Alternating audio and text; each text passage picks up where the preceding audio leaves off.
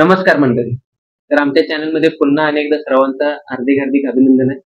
तर आजचा आमचा विषय असा आहे चर्चासत्र 2चा की गणेशोत्सव कशा पद्धतीने पार पाडला पाहिजे. तर चालू करूया. कोल्हापूरचा विषय काय पण कधी गोड कधी आंबट कधी तिखट कोल्हापुरी हिस्सा.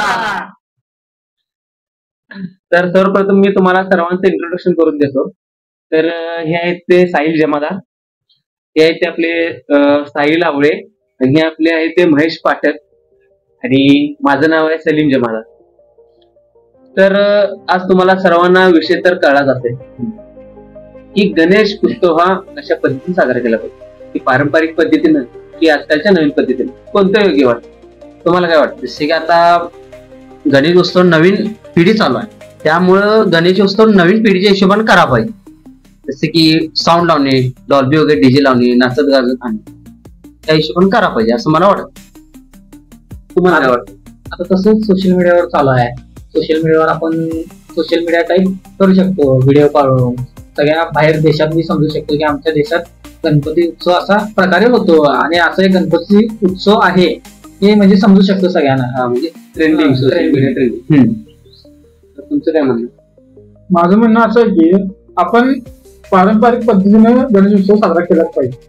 पारंपरिक जी पद्धत आहे ती सर्वोत्तम पद्धत आहे. कशा प्रकारे? आता तुम्ही बोलू शकता पारंपरिक पद्धतीमध्ये ढोल, ताशा, लेझिम किंवा हलगी वगैरे हे भरपूर आहेत. पारंपरिक गोष्टीमध्ये भरपूर येतात वाद्य, म्हणजे पारंपरिक पद्धतीचे खेळ आपण करू शकतो, किंवा दणगडी ढोल म्हणा, म्हणजे मर्दानी खेळांचं प्रदर्शन वगैरे करत आणू शकता, घालवू पण शकता त्या वेळेला. असं काय नाहीये, पारंपरिक पद्धतीमध्ये हा फायदा.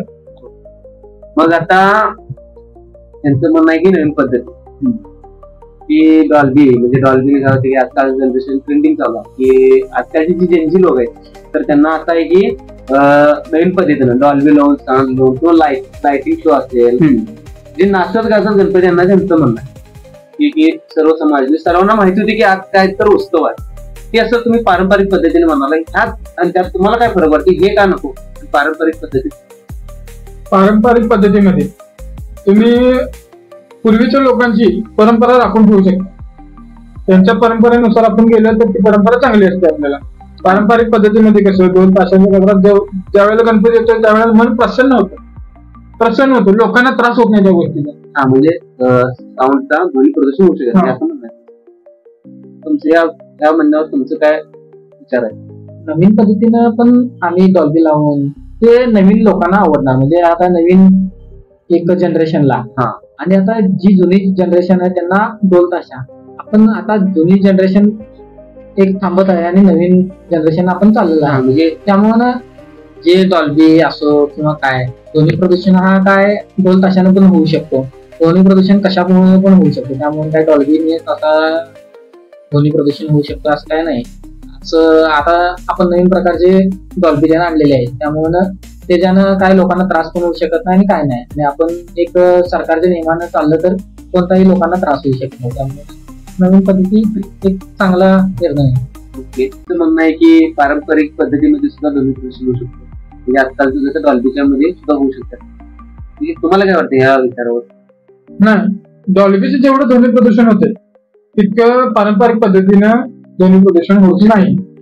आवाज कमी असतोय आणि त्यांचा आवाज कसा कर्णकश, परत तुम्हाला म्हणतो ते वाजते बघा धार मोठं ते त्याच्यामुळे लोकांना हृदयाला त्रास होऊ शकतो.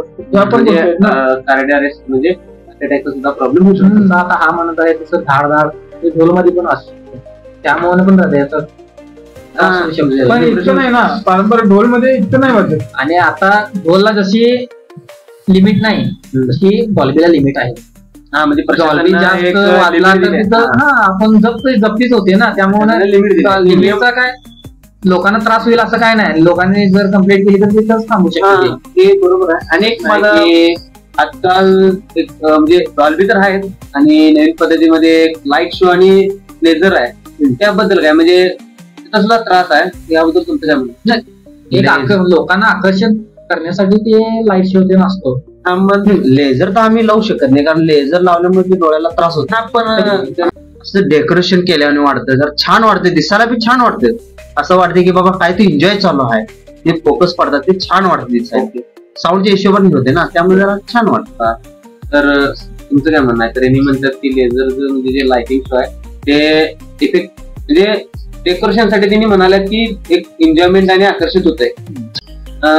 आता आणि एक विषय म्हणजे आजकाल फटाके सुद्धा जास्त फोडले जातात, कारण हवेत सुद्धा प्रदूषण होते. तुमचं यावर काय म्हणणं आहे? ते की फटाक्याबद्दल तुमचा विषय निघाला, फटाके आम्ही आणतो तिथे, आकर्षण आपल्याला महत्वाचं आहे. नवीन जनरेशन एवढं आकर्षण एन्जॉयमेंट आहे. हा एन्जॉयमेंट जर छान वाटतं. ठीक आहे. म्हणजे आपण आज बघितले की पारंपरिक पद्धती, नवीन पद्धती आपण बघितले, तर ह्यामध्ये असं बघून येते की काही गोष्टी वाईट सुद्धा आहेत आणि काही गोष्टी चांगल्या सुद्धा आहेत. आणि ह्यावर आता काय वाटतं तुम्हाला की कोणत्या गोष्टी झाल्या पाहिजे आणि कोणत्या गोष्टी नाही झाल्या पाहिजे? सणाच्या टायमाला आम्ही सर्वांकडून वर्गणी जमा करतो आणि पट्टी जमा करतो. जसे की आता जास्त लोक म्हणतात की जास्त वर्गणी करून जास्त मोठा गणपती आणू, की नाही तसं करणं बी जरा चुकीचं वाटतं. की सर्वांची आपण परिस्थिती बघायला लागते की कोणाकडं परिस्थिती पैसे कमी असतात, त्या हिशोबाने आपण घ्यावं आणि जेवढी वर्गणी जमा झाल्या त्या हिशोबाने आपण गणपती उत्सव करावं, असं मला वाटतं. ठीक आहे. तर तुम्हाला काय वाटतं? जसं की लोकमान्य टिळकांनी गणपती का बसवण्याचं सुरुवात केली हे तुम्हाला माहितच असेल. सर्व धर्म एकत्र यावे, सर्व लोक एकत्र यावी, जात बघितली नाही पाहिजे, धर्म नाही बघितला पाहिजे, त्यासाठी आपण एक गणपती उत्सव करतो. पण आताच्या जनरेशन मध्ये ते होत नाही. कोणी जातीसाठी वेगळा केला, कोणी पैशासाठी वेगळा केला, कोणी राजकीय याच्यासाठी फायद्यासाठी पण वेगवेगळं केलं, ते चुकीचं आहे. म्हणजे तुमचं असं म्हणणं आहे की प्रत्येक जण आपापल्या स्वार्थासाठी गणेश उत्सव हा सोयीसाठी केल्याप्रमाणे होत आहे की हा बाबा माझा राजकीय आहे म्हणून मी राजकीयसाठी, कुणाची वैर आहे त्यांचा वेगळ्यासाठी. म्हणजे आपण एका गल्लीत 3 गणपती बसवतो. का बसवतो? आपण एक गाव एकत्र करण्यासाठी गणपती बसवायचा आहे. तिथे एक गल्लीत 3 व्हायला लागले. त्याच्याबद्दल आपण विचार करू पाहिजे. त्या गणपती उत्सव मध्ये दरवेळी गणपती आणताना भांडणं होतात, गणपती जाताना भांडणं होतात. मग ही गणपती आणण्यासाठी जाताना का भांडणं होतात? आपण एकत्र होऊन करायचं आहे. मग हे एक न व्हायला पाहिजे ही अशी गोष्ट आहे. म्हणजे एकत्रितपणे तुमचं असं म्हणणं आहे की सर्व समाज एकत्र येऊन गणपतीचं आणि न भांडता खुशीनं म्हणजे एक आनंदाने गणपती आणलाही पाहिजे आणि विसर्जन म्हणजे घालवलं सुद्धा पाहिजे, असं तुमचं म्हणणं आहे. असं एखाद्या 3 मंडळ असं हे काय नको. पहिला आपण एकत्र येण्यासाठी गणपती उत्सव चालू केला आहे. बरोबर. आता आपण सगळेजण विरुद्ध आहे. कॉम्पिटिशन असावं असं सगळ्या पद्धतीचं. ठीक आहे. तर त्यावर तुमचं काय म्हणजे कशा प्रकारे गणेशोत्सव साजरा केला पाहिजे आणि का? तसं म्हणायला गेलं तर आपण पारंपरिकरित्या म्हणजे लोकमान्य टिळकांनी बोलले जातात. लोकमान्य टिळकांनी सर्व समाज एकत्र येण्यासाठी साजरा करण्यासाठी चालू केला. मग गणेशोत्सव त्यावेळेला तो पारंपरिक होता. आता पण पारंपरिकच केला पाहिजे. पारंपरिक का करणं महत्वाचं की जुनी जी वयस्कर जी लोक होती ती लोक जास्तीत जास्त सहभाग घेतात व त्यांच्यामुळे आपल्याला जास्तीत जास्त माहिती मिळते. आणि किंवा जुनी लोक आली, वयस्कर लोक आली, मोठी लोक आली तर त्यांच्या धाकामुळे त्यांची मुलं असं तंटा वगैरे भांडण वगैरे काय करू शकत नाही. बरोबर. त्यांचे विचार एकत्र येऊ शकतात. ओके. आणि त्यांच्या धाकामुळे ते पुढचा पाऊल उचलू शकत नाही. ही पण गोष्ट चांगली आहे. आणि तसं म्हणलं की पारंपरिक टेस्ट वाटते मला तर. म्हणजे आता तुमचे बरोबर आहे पारंपरिक. मला आजकाल त्यांचं म्हणणं कसं होती की आजकालची जनरेशनला जसं पारंपरिक पद्धतीपेक्षा आता न्यू जनरेशन म्हणजे जनरेशन हे अपडेट झाले. की पारंपरिक अपडेट झाले की जरा डीजे म्हणजे हलगी ताशा तसं बघायला गेलं की चालूच आहे. हलगी ताशा असतंय, हलगी ताशा असेल किंवा डान्स असेल काय असेल ते, आणि डीजे बी चालू आहे. तर ह्या एकत्रितपणे विचार करायला गेले की दोन्ही योग्यच आहेत. म्हणजे माझं म्हणणं तुम्हाला असं म्हणजे क्वेश्चन आहे, प्रश्न आहे की नवीन पद्धतीमध्ये सुद्धा जे आता नवीन पद्धती चालू आहेत म्हणजे डॉल्बी वगैरे लावली ती लावली पाहिजे, तर कशा प्रकारे लावता तर ते सांगा. म्हणजे असं काय करायला पाहिजे, लावलं तरी काय केलं पाहिजे? तुम्ही लावू शकता, पण कर्णकश आवाज तो नका. तुम्ही नेनाभाई जाऊन काही लावू नका. म्हणजे आवाज जास्त सोडणे, इतरांना त्रास होणे, म्हणजे भिंती पडतील असा आवाज सोडू नका तुम्ही. कमी आवाजात तुम्ही एन्जॉय करा तुमच्या पुरता. वेळेचे बंधन पण पाहिजे. आणि तेच जर का तुम्ही पारंपरिक मध्ये करायला गेला तर तुम्हाला वेळेचं बंधन नाही आहे. त्या तुम्ही बंधन पाहिजे. लोकांना त्रास म्हणजे पारंपरिक असून दे किंवा नवीन पारंपरिक मध्ये तसं म्हणलं तर लोकांना त्रास होण्या इतकं करायला नको करायचं नसतं. म्हणजे बरोबर आहे. पारंपरिक मध्ये लोकांना त्रास म्हणजे आपल्याला सुद्धा त्रास आहे. नाही की लोकांना त्रास म्हणून नुसता आपल्या एक वेळ पारंपरिक मध्ये असा एक विषय आहे. आणि तसं बघायला गेलं की एक वेळ असत्या गणपती उत्सवाला, म्हणजे गणेश उत्सवाला गणपती बसवण्याची वेळ असते आणि गणपती वेळ असायला पाहिजे. त्या वेळेतच आपण केलं पाहिजे. तर आज तुम्हाला कळत असेल कशा प्रकारे आणि का गणेशोत्सव साजरा केला पाहिजे. तर मला अनेक क्वेश्चन विचारायचा आहे की आपल्या महाराष्ट्रात सगळ्यांना माहितच आहे गणेशोत्सव कशा प्रकारे साजरा केला पाहिजे. आपल्या महाराष्ट्रातून आउटसाईड म्हणजे बाहेरला म्हणजे असेल राज्यात गणेशोत्सव साजरा केला जातो आणि आपल्याकडे कशा प्रकारे केला जातो आणि आपल्या इथं गणेशोत्सव साजरा करताना काय काय केलं जातं, म्हणजे कोणकोणते खेळ घेतले जातात. म्हणजे समजा आता गणपती 5 दिवसांचा, म्हणजे घरातलं गणपती आहे गणेशोत्सव ते 5 दिवसांनी केलं जातं आणि मोठा मंडळाचा जे गणपती आहे ते 11 दिवसांनी विसर्जित केला जातो. तर ह्या 11 दिवसात आणि ह्या 5 दिवसात मंडळात काय काय कार्यक्रम होतात, कशा प्रकारे ते जरा बोला तुम्ही. तुमचं काय म्हणजे तुम्ही सांगा. जसे की आता माझं म्हणणं आहे, मी साऊंड वगैरे लावतो. साऊंड लावतो ना, त्यात आम्ही गणपतीची गाणी लावतो. आता अशी लोक आहेत की गणपतीची गाणी लावत नाहीत. मग जसं गणपतीची गाणं ते आनंद छान वाटतं आम्हाला. भावनिक लावतो. जसं गणपतीची आपले काही खेळ आहेत गणपतीच्या, ती गणपतीच्या पारंपरिक खेळ म्हणजे आपण खेळू शकतो त्यात. जसे की लेडीज खेळतात, गवर खेळू शकतात. त्या गवरची गाणी लावून आपण एन्जॉय करून खेळू शकतो त्यात. खेळणं ते जरा छान वाटतं. आता बोलत असं स्त्रियांचा खेळ असो, हे आपल्याला कसं स्त्रियांना आपल्या इथं जास्त मान असते, म्हणजे सणाला आणि मान दिला जातो आणि आपल्या स्त्रिया घरात एक तो गणेश उत्सव साजरा करू शकतो. आपण महिलांना प्रोत्साहन देऊन एक खेळ देऊ शकतो. ते पण चांगलं आहे. महिलांसाठी एक संगीत खुर्च्या, महिलांसाठी किंवा ते पैठणी कार्यक्रम असे महिलांसाठी आपण करू शकतो. आपण म्हणजे असे आणि काय कार्यक्रम आपण साजरा करतो प्रत्येक महिला. सांस्कृतिक असो, डान्स असो किंवा एकांची कला असते कार्यक्रम करण्याची, नाटक करू शकतो. तसंच महिलांचं जे महिलांना, मुलांना, लोकांना काय दुष्परिणाम न व्हायसाठी सारखं आपण करू शकतो. काय टिपऱ्या वगैरे तुमचं काय म्हणणं. जसं म्हणलं तर आपण जास्तीत जास्त देखावे म्हणा, नाट्य, म्हणजे देखावे केल्यानंतर काय होतं ना, का आपली कला ती लोकांना दिसून येते. पण देखावा करणं भागच आहे.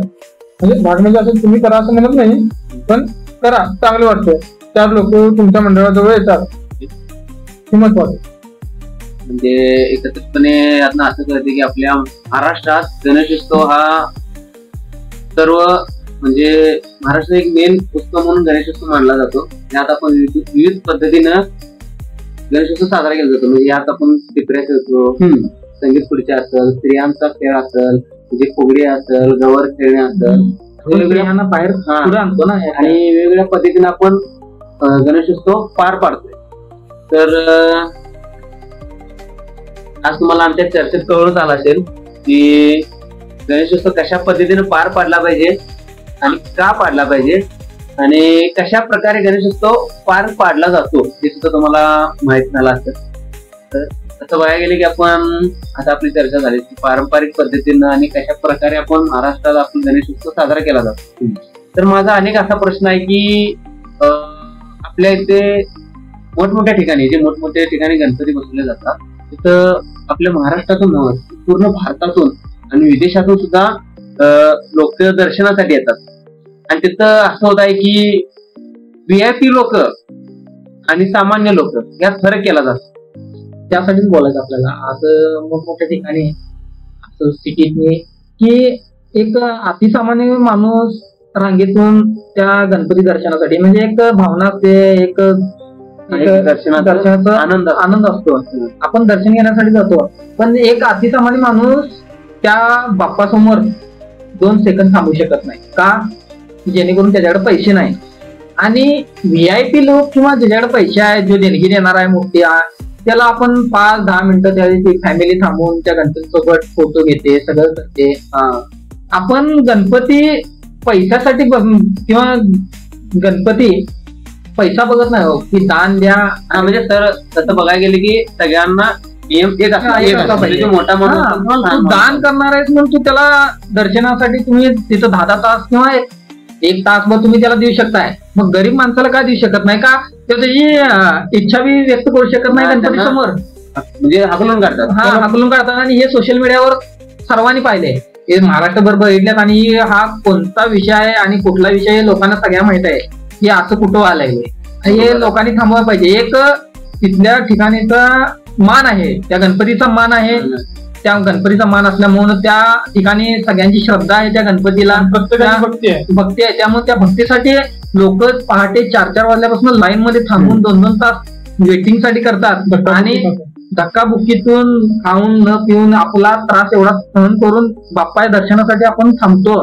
तो त्रास सहन करून सुद्धा त्यांना 1-2 सेकंद थांबू देत नाही का, की तो देणगी देत नाही का, त्याच्याकडे पैसे नाही, हे चुकीचं आहे. म्हणजे आणि ज्याच्याकडे पैसे आहे तो मोठा माणूस तिथं थांबून 10 मिनिटं थांबून त्याच्या फॅमिलीला सगळं करू शकतो. मग देवाने कधी लोकांमध्ये फरक केला नाही, तर तुम्ही करणारे लोक कोण आहेत, की हा मंडळ कोणता आहे की ह्यो त्या लोकांमध्ये फरक करायला आहे. हे चुकीचं आहे की लोकांनी त्यांनी फरक केला नको पाहिजे. मोठा माणूस आणि लहान माणूसच असतो. त्यामुळे त्यांनी बघण्याचा दृष्टिकोन लोकांना बदलला पाहिजे. आणि तिथं लोकांना त्याचा हे द्या पाहिजे, श्रेय द्या पाहिजे. सर्वांना एक प्रकारे एक नियम असला पाहिजे, भले ते लहान माणूस असो किंवा मोठा माणूस, व्हीआयपी असो, त्यांना सर्वांना एक मान. भले व्हीआयपी ला तुम्ही ट्रीटमेंट देताय वेगळी, त्यांना धक्काबुक्की व्हाय नको म्हणून ठीक आहे, तर दर्शनला सामान्य माणसाला सुद्धा तुम्ही तसाच सन्मान द्या, त्यांना दर्शन घेऊ द्या मनसोक्त, आणि मगच पुढे जाऊ द्या. तुम्ही त्यांना धक्काबुक्की करू नका आणि गडबड करू नका. तर आजचा विषय तुम्हाला कळाला असेल सर्वांना की कशा प्रकारे काय आहे, तुम्हाला विषय माहीतच झाला आहे. तर ह्यातून आणि एक मला सांगायचं असं आहे की सर्वांना जे गणेश भक्त आहेत आणि जे मंडळ आहेत त्यांना, की तुम्ही सर्वांनी गणेशोत्सव साजरा करताना काळजी घ्या. गणपती आणताना जरा ती काळजी घ्या, त्यांना धक्काबुक्की होऊ नये. आणि साऊंड लावा, जे नियमाप्रमाणे जे प्रशासनाने नियम दिलाय त्या नियमाप्रमाणे साऊंड लावा. आणि तसं बघायला गेलं की लेझर बंदी, शक्यतो महाराष्ट्र लेझर बंदी आहे, लेझर बंद झालाच पाहिजे, कारण की ते डोळ्याला त्रास होते, हे हानिकारक आहे. तसं बघायला गेलं की तुम्ही शूट करताय, मोबाईलचा कॅमेरा सुद्धा जातोय, ते तुम्हाला माहितच असेल. तर लेझर बंदी झाली पाहिजे. आणि दुसरी गोष्ट म्हणजे तुम्ही साऊंड योग्य प्रशासनाच्या नियमानुसार लावा. लायटिंग शो लावणाऱ्या नियमाच्या प्रमाणे लावा तुम्ही लायटिंग शो. आणि गणेशोत्सव हा आनंदाने आणि सुखाने आणि सर्वजण मिळून गणेशोत्सव हा पार पाडा. आणि आम्ही शक्यतो जितकं होईल तितकं पारंपरिक पद्धतीने गेलं मधनं जे आता तुम्हाला सांगितले, आता दुजाभाव करू नका. आणि ज्यांनी जे करतात त्यांनी पण आमच्या व्हिडिओच्या माध्यमातून थोडं काहीतरी घेऊन लोकांना एक समान पहा आणि एका समान प्रमाणे दर्शन द्या, ही आमची एवढी प्रार्थना आहे. आणि हा व्हिडिओ तुम्हाला आमचा कसा वाटला हे नक्की सांगा कमेंट मध्ये, आणि जास्तीत जास्त लोकांना शेअर करा. आणि असंच आमचे नवनवीन व्हिडिओ तुम्हाला नवीन विषयांवर येत राहील. विसरू नका, कोल्हापूरचा विषय काय पण कधी गोड, कधी आंबट, कधी तिखट, कोल्हापुरी. धन्यवाद.